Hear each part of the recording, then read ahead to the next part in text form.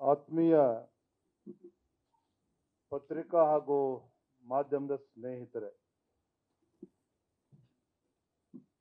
ರಾಜ್ಯದಲ್ಲಿ ಕಳೆದ 20 ತಿಂಗಳಲ್ಲಿ ಅಂದರೆ ಕಾಂಗ್ರೆಸ್ ಸರ್ಕಾರ ರಾಜ್ಯದಲ್ಲಿ ಅಧಿಕಾರಕ್ಕೆ ಬಂದಾಗಿನಿಂದ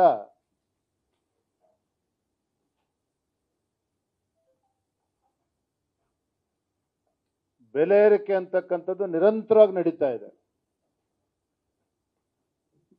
ಪೆಟ್ರೋಲ್ ಇರ್ಬೋದು, ಪೆಟ್ರೋಲ್ ಡೀಸೆಲ್ ಇರ್ಬೋದು, ಸ್ಟಾಂಪ್ ಡ್ಯೂಟಿ ಇರ್ಬೋದು, ಹಾಲಿನ ದರ ಇರ್ಬೋದು, ಮೆಟ್ರೋ ದರ, ಅಂದ್ರೆ ಸಾಮಾನ್ಯ ಜನರಿಗೆ ಬರೆ ಎಳಿತಕ್ಕಂಥ ಕೆಲಸವನ್ನ ಸಿದ್ದರಾಮಯ್ಯ ನೇತೃತ್ವದ ಕಾಂಗ್ರೆಸ್ ಸರ್ಕಾರ ಮಾಡ್ಕೊಂಡು ಬರ್ತಾ ಇದೆ. ಇದರ ಪರಿಣಾಮ ಏನಪ್ಪಾ ಅಂತ ಹೇಳಿದ್ರೆ, ಬಹುಶಃ ಭಾರತ ದೇಶದಲ್ಲೇ ಅತ್ಯಂತ ದುಬಾರಿಯಾದ ಜೀವನವನ್ನ ಈ ನಾಡಿನ ಜೊತೆ ಇವತ್ತು ಈ ಕಾಂಗ್ರೆಸ್ ಸರ್ಕಾರ ನಿರ್ಮಾಣ ಮಾಡಿದೆ. ಇಡೀ ದೇಶದಲ್ಲಿ ಅತ್ಯಂತ ದುಬಾರಿ ಆಗಿರ್ತಕ್ಕಂಥ ಜೀವನವನ್ನ ಬಹುಶಃ ನಾವು ಸೇವಿಸ್ತಕ್ಕಂಥ ಗಾಳಿಯನ್ನ ಒಂದು ಬಿಟ್ರೆ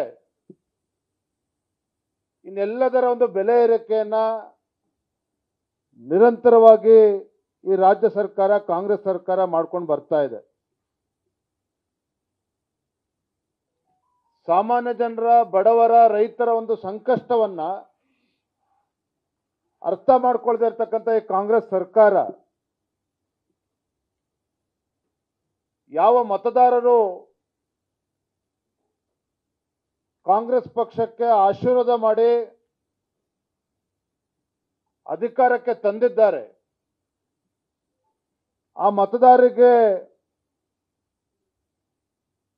ವರದಾನ ಆಗೋ ಬದಲು ಒಂದು ರೀತಿ ಸರ್ಕಾರ ಶಾಪಗ್ರಸ್ತ ಆಗಿದೆ ಅನ್ನೋದನ್ನ ಈ ಸಂದರ್ಭದಲ್ಲಿ ನಾನು ಹೇಳೋದಕ್ಕೆ ಇಚ್ಛಪಡ್ತೇನೆ. ನೋಡಿ, ಬೆಲೆ ಏರಿಕೆ ಅಂತ ಹೇಳಿದ್ರೆ ಎಲ್ಲ ವಿಚಾರದಲ್ಲೂ ಈಗಾಗಲೇ ವಿದ್ಯುತ್ ದರ ಪ್ರತಿ ಯೂನಿಟ್ಗೆ ಏಪ್ರಿಲ್ 1ನೇ ತಾರೀಕಿಂದ ಪ್ರತಿ ಯೂನಿಟ್ಗೆ 36 ಪೈಸೆ ಈಗಾಗಲೇ ಜಾರಿ ಮಾಡಿದ್ದಾರೆ.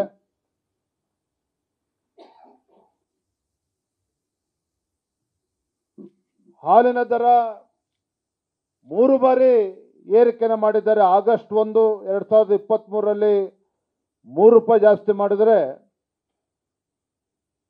ಜೂನ್ 25, 20, 24ರಲ್ಲಿ 2 ರೂಪಾಯಿ ಜಾಸ್ತಿ ಮಾಡಿದ್ರು.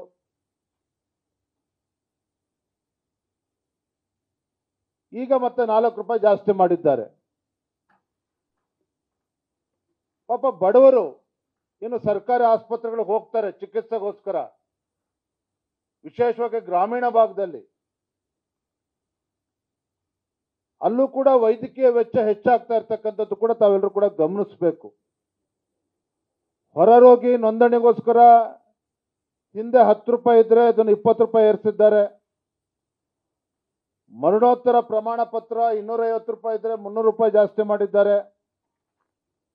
ವೈದ್ಯಕೀಯ ಪ್ರಮಾಣ ಪತ್ರ 250 ರೂಪಾಯಿ ಇದ್ರೆ ಅದನ್ನು 300 ರೂಪಾಯಿ ಜಾಸ್ತಿ ಮಾಡಿದ್ದಾರೆ.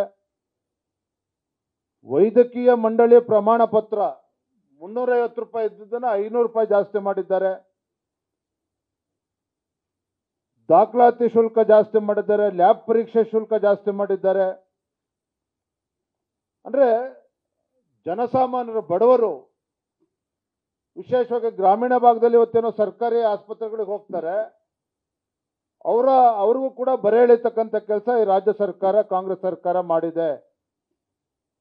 ಮತ್ತೊಂದು ಕಡೆ ಮುದ್ರಾಂಕ ಶುಲ್ಕ, ದತ್ತು ಸ್ವೀಕಾರ ಪತ್ರ 500 ರೂಪಾಯಿ ಇದ್ರೆ ಈಗ 1000 ರೂಪಾಯಿ ಮಾಡಾಗಿದೆ. ಅಫಿಡವಿಟ್ಗಳು 20 ರೂಪಾಯಿ ಇದ್ರೆ ಅದನ್ನ 100 ರೂಪಾಯಿ ಜಾಸ್ತಿ 100 ರೂಪಾಯಿಗೆ ಏರಿಸಿದ್ದಾರೆ. ಕ್ಯಾನ್ಸಲೇಷನ್ ಡೀಡ್ 100 ರೂಪಾಯಿ ಇದ್ರೆ 500 ರೂಪಾಯಿಗೆ ಏರಿಸಿದ್ದಾರೆ. ಮಾರ್ಟಿಗೇಷನ್ ಏನಾರ ಮಾಡ್ತಾ ಇದ್ರೆ ಅದು 100 ರೂಪಾಯಿ ಇದ್ರೆ ಅದನ್ನು ಕೂಡ 200 ರೂಪಾಯಿಗೆ ಏರಿಸಿದ್ದಾರೆ. ನ್ಯೂಸ್ ಫಸ್ಟ್ ನಿರ್ಭೀತಿಯಿಂದ ನಿಮ್ಮ ಪರವಾಗಿ.